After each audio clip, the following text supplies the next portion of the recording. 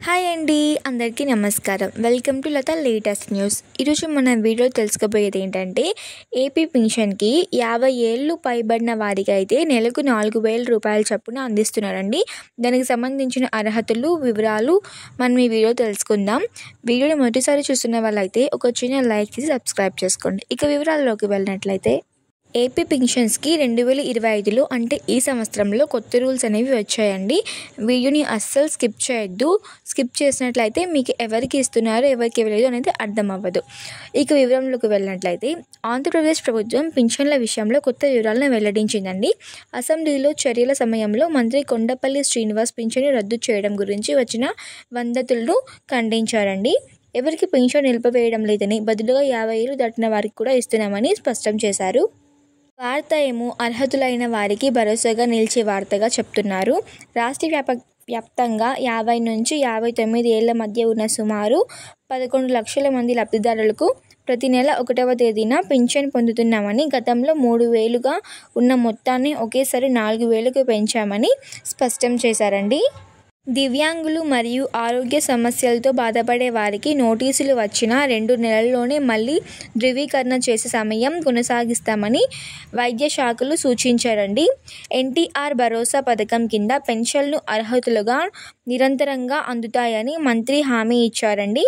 అనవసర భయాలు పెట్టుకోవద్దని, ఎవరైనా అత్యవసరంగా ఊరు వెళ్లే ముందు 3 రోజుల తర్వాత అయినా ఇస్తామని ఆయన స్పష్టం చేశారండి. పింఛన్ని 3 నెలల వరకు పింఛన్ పొందవచ్చని వివరించారండి. మొత్తం డబ్బుల్ని ఒకే నెలలో ఇస్తామని ఆయన స్పష్టం చేశారు. చేనేత కార్యక్రమాలు, ఆదివాసీలు, కల్లు గీత శ్రామికులు కూడా ఈ సదుపాయం కొనసాగుతుందండి. భర్త మరణించిన వెంటనే భార్యకు మరుసటి నెలలోనే పింఛన్ మంజూరు చేస్తామని స్పష్టం చేశారండి. పింఛన్ వచ్చే వారికి అర్హతలు, వారి నెలవారీ మొత్తం ఇప్పుడు మనం తెలుసుకుందాం వయసుతో పాటు. ఇక ముందు వయసు గ్రూప్లోకి వస్తే, 50 నుంచి 59 ఏళ్ళ ఉన్న వారికి 4,000 అయితే ఇస్తున్నారండి. దివ్యాంగులు మరియు ఆరోగ్య సమస్యలు ఉన్న వారికి 4,000 ఇస్తున్నారండి. అలాగే చేనేత ఆదివాసులకి కూడా 4,000 అని స్పష్టం చేశారు.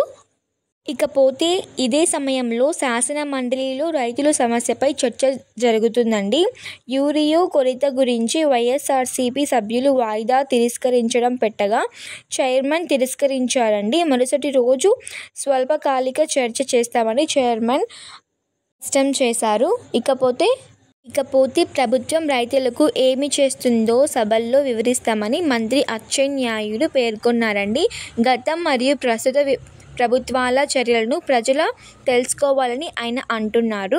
ఈ ప్రకటనలో పెన్షన్లపై ఉన్న సందేహాలు తీరాయని ఆయన స్పష్టం చేస్తున్నారండి.